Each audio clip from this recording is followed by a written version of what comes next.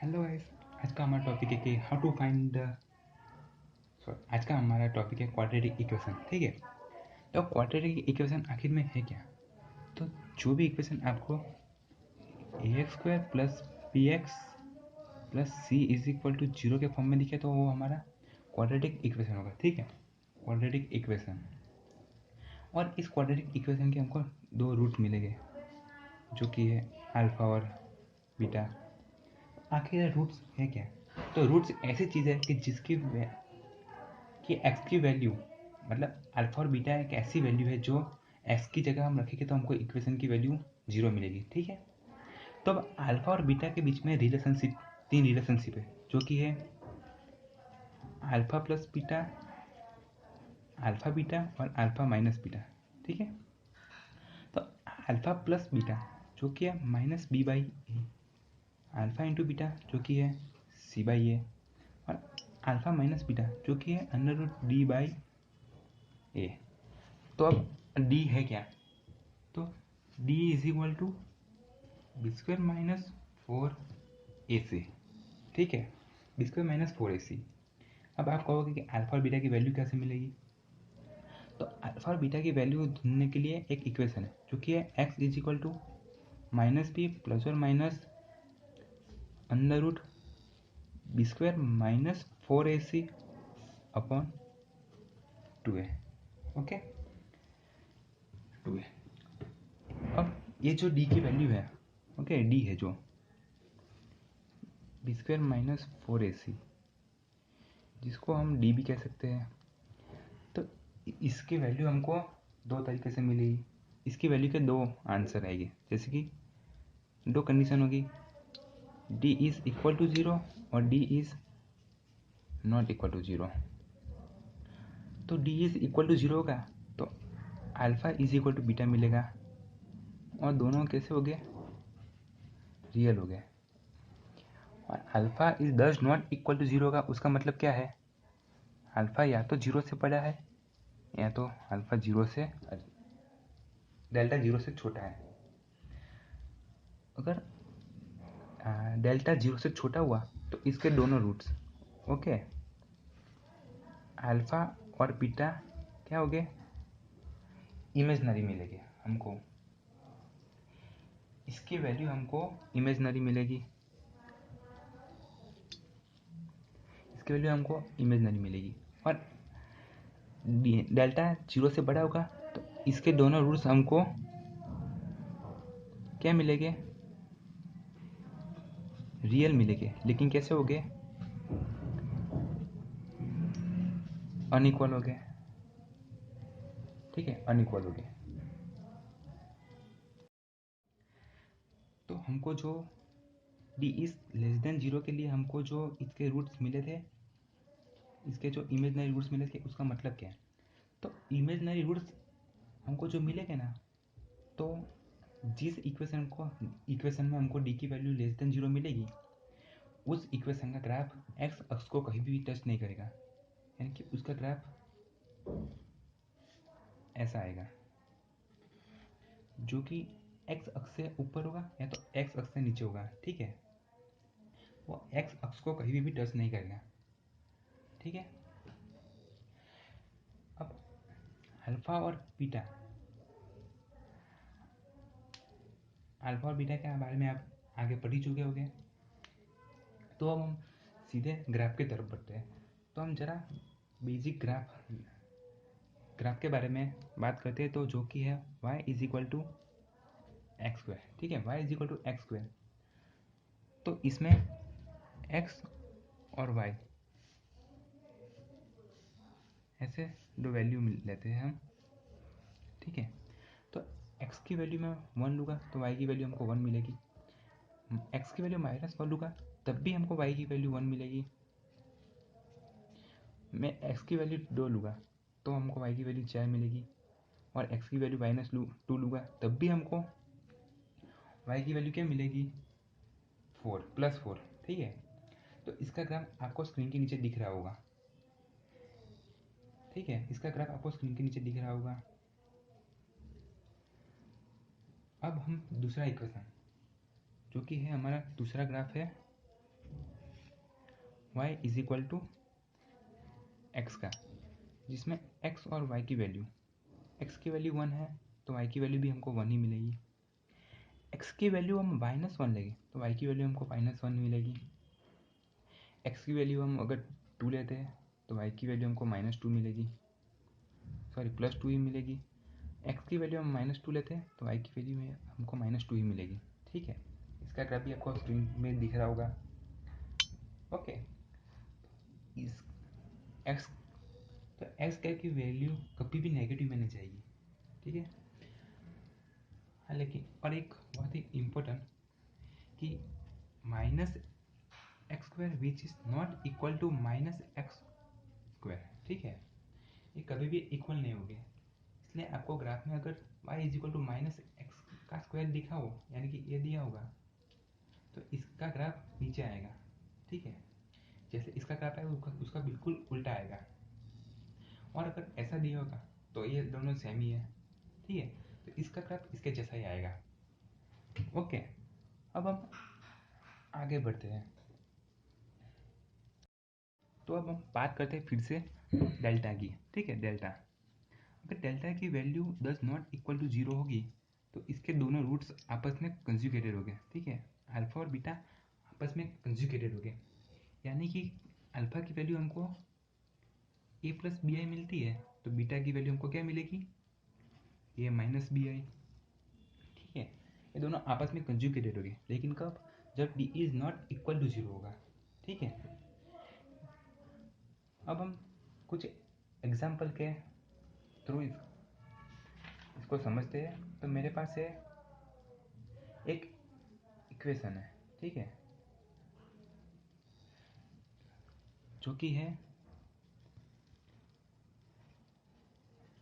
x² -2x + 1 which is equal to 0। Okay, तो इसमें हम क्या करेंगे, हम अपने इक्वेशन के थ्रू करते हैं इसको। x is equal to -b + और minus √b² -4ac upon 2a। Okay, तो इसमें b की वैल्यू क्या है, माइनस इंटू -2। ओके, प्लस और माइनस b का स्क्वायर क्या होगा, 4 -4 इंटू 1 और 1 4 ही हो गया, अपॉन 2 है, तो a क्या है, 1 है, तो 2 इंटू 1 1 ही होगा। तो इधर हमको क्या मिला, 2 + और माइनस 0 अपॉन 2, तो हमको बेसिकली क्या मिला, 1। आप देख सकते हो कि ये जो d की वैल्यू है हमको क्या मिली, 0। तो alpha is equal to beta is equal to हमको क्या मिलेगा, 1 मिलेगा। ठीक है, अल्फा और बीटा की वैल्यू हमको सेम आई क्योंकि d इज इक्वल टू 0 है। ओके, अब हम बात करते हैं d is not equal to 0। ठीक है, d is not equal to 0 होगा,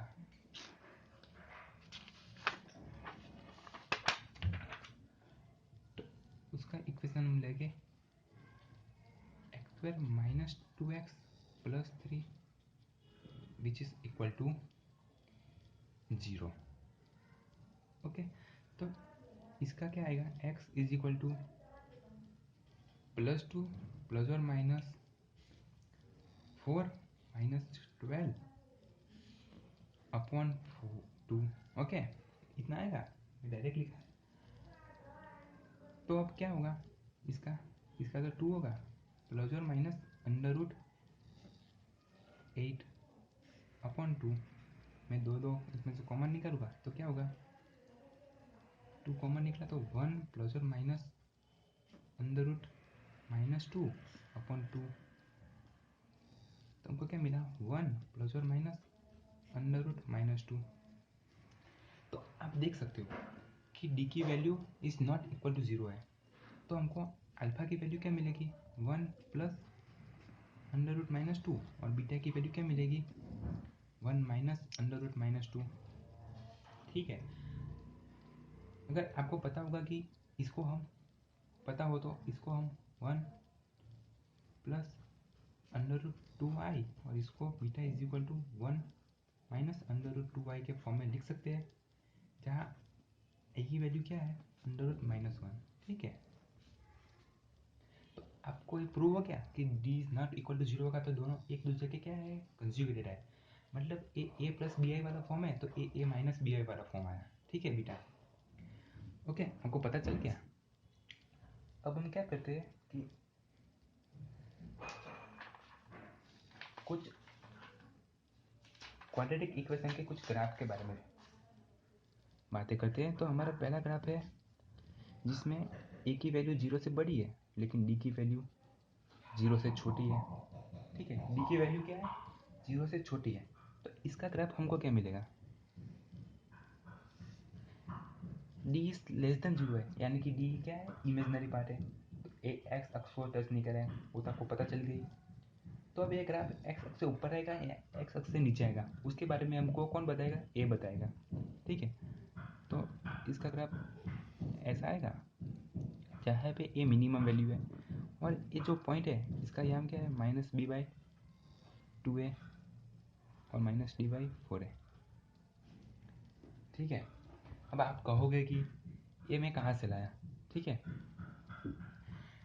तो ये हमारा, आपको किसी भी क्वाड्रेटिक इक्वेशन का ग्राफ ढूंढना हो तो उसको पहले क्या, किस फॉर्म में लिखना होगा, उसको पहले लिखना होगा आपको y minus Y one is equal to K into X minus X one whole square. इस फॉर्म में आपको उसको पहले चेंज करना होगा। ठीक है, तो हमारे पास क्या है, हमारा क्वाड्रेटिक इक्वेशन का जनरल फॉर्म क्या है, A X square plus B X plus C which is equal to zero. ये हमारा क्वाड्रेटिक इक्वेशन का फॉर्म है। तो मैं क्या करूँगा, इन दोनों में से ए को कॉमन निकालूंगा, तो क्या बचेगा, X square plus B upon A plus C which is equal to zero. आपको दिख रहा होगा कि A X square plus B upon A है, इसको मैं एक्स प्लस बी अपॉन ए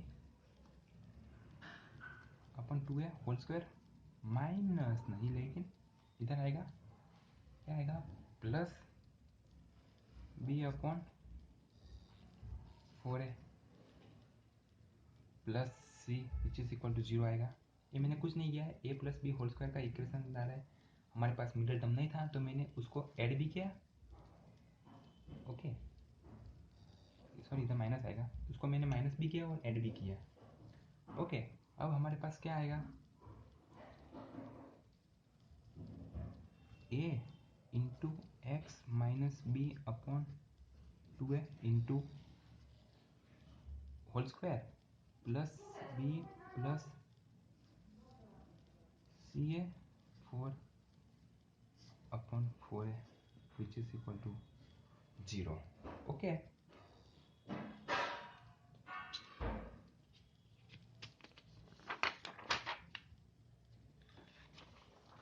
तो हमारा लास्ट में क्या आया था कि A into X minus B upon two A whole square plus B plus four A C upon four A which is equal to zero. Okay, तो ये पूरा जनरल फॉर्म क्या होगा, इज इक्वल टू वाई के form में होगा। तो A into X minus B upon two A का square which is equal to Y minus B minus four A C upon four A. ऐसा होगा, मैं इसको इस तरफ ले जाऊँगा तो अब क्या होगा, A into X minus B upon two A whole square which is equal to Y minus, इधर स्क्वायर आएगा तो क्या होगा, A B square minus four A C किसकी है, डी की वैल्यू है, तो डी अपॉन फोर है। तो हमको मिल गया, ये वाई है हमारा, ये क्या है, ये हमारा है वाई वन। वैसे ही ये हमारा क्या होगा, एक्स वन। अगर हम इसको इस फॉर्म में लिखे तो Y minus B upon four है which is equal to A into X minus B upon two A whole square. तो हमारा ये जिस फॉर्म में हमने हमको चाहिए था वो उस फॉर्म में मिल गया। तो आपको पता होगा कि ग्राफ पे कोई भी हम कोऑर्डिनेट लिखते हैं, ठीक है, कोई भी कोऑर्डिनेट हम लिखते हैं तो उसको हम किस फॉर्म में लिखते हैं, एक्स वाई के फॉर्म में लिखते हैं। तो इसमें से एक्स वाई के फॉर्म में हम लिखेंगे तो हमको क्या मिलेगा, minus B upon 2a minus D upon 4a, ठीक है। तो आज के इस वीडियो में इतना ही। अब अगले लेसन में हम ग्राफ के बारे में और डिटेल में बात करेंगे। तब तक के लिए अगर वीडियो पसंद आया तो चैनल को सब्सक्राइब कीजिए, लाइक कीजिए और शेयर कीजिए। और अगला चैप्टर, अगला लेसन देखने का ना भूलें, इसलिए बेल आइकन को अभी के अभी प्रेस कर दीजिए। Thank you for the watching this video. Good bye.